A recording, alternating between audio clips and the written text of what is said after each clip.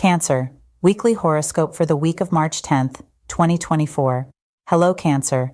Welcome to Conscious Living, your weekly horoscope.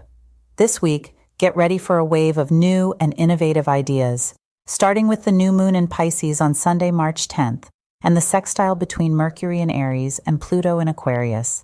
The next 2 weeks are all about expanding your mind and learning new things. If you're a student, this is a great time to excel in your studies. Cancer, you may find yourself inspired to write or publish something, feeling like you're in the creative flow.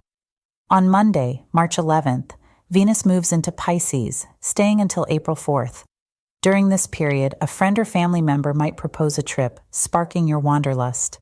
You'll be in full travel mode, browsing luggage options, checking out ticket prices, and arranging time off with your employer. Your focus now is on planning your escape.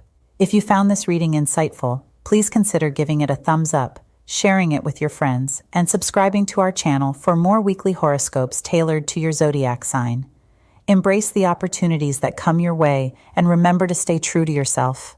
Wishing you a week filled with love, light, and positive energy. Until next time, take care.